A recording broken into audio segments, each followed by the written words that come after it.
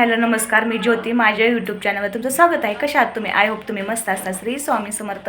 तर आषाढी एकादशीच्या आहे ना सर्वांना आहे ना हार्दिक हार्दिक शुभेच्छा. तर आहे ना आज आहे ना मला म्हणजे ना छानशी अशी देवपूजा करून घ्यायची, कारण की ना आज आषाढी एकादशी आहे ना. तर आहे ना मस्त मला देवपूजा करून वगैरे घ्यायची आहे आणि देवासाठी नैवेद्य पण बनवायचा आहे खिचडीचा. तर खिचडी वगैरे बनवणार आहे मला, कारण की ना मला सगळ्यांना उपवास आहे. तर आहे ना मी आज आहे ना कसं खिचडी बनवणार आहे. तर चला मग आपण रेसिपी पाहू आणि देवपूजा करून घेऊ पहिल्यांदा, तर नंतर ना रेसिपी बघा तुम्ही. तर चला मग. तर आहे ना मी देवपूजा करून घेतली, कारण की आषाढी एकादशी आहे. तर आहे ना किती सुंदर वाटते ना देवपूजा केल्यानंतर, घरात पण प्रसन्न वाटतं. तर आहे ना देवपूजा केल्याने आहे ना खूप शांतता भेटते आणि आहे ना घरात पण आहे ना एकदम धूप वगैरे लावून आहे ना वास वगैरे खूप सुंदर येतं. तर आहे ना चला इथं मग इथं मला खिचडी बनवायची आहे. तर मी ना 5 तास खिचडी भिजवून घेतलेली आहे, कारण की आदल्या दिवशी रात्री भिजत घातली होती. तर इथं आहे ना मी ना हिरवी मिरची, शेंगदाण्याचा कूट आणि शाबू घेतलेला आहे. तर आपण गॅस चालू करून घेऊया. तर कढई तापायला ठेवू. तर तेल ओतून घेऊ. तर मी तेलामध्येच करणार आहे, कारण की आमच्या ते ना तूप कुणाला आवडत नाही. तर मी ना बटाटे टाकून घेऊ, चांगले परतून घेऊया आपण. तर आहे ना लालसर होईपर्यंत बटाटे चांगले परतून घ्यायचे, तरच आपली खिचडी छान होते. तर हिरवी मिरचीचा ठेचा आहे ना तो आहे ना वाटून घेऊ, परतून घेऊ सॉरी.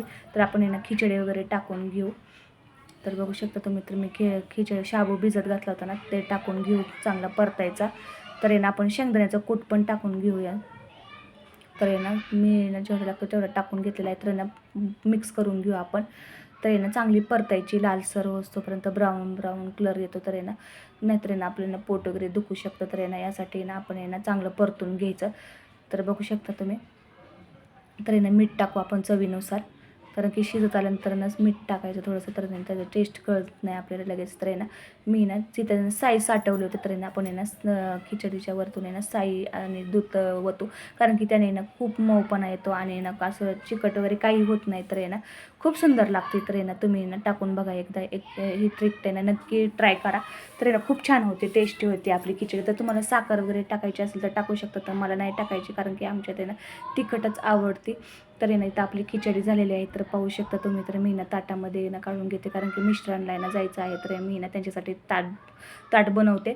आणि ना इथं बघू शकता तुम्ही खिचडी ठेचा घेतलेला आहे आणि खिचडी. तर आहे ना बघा शकता तुम्ही किती सुंदर झाली आणि सुटसुटीत झालेली आहे, खूप सुंदर होती.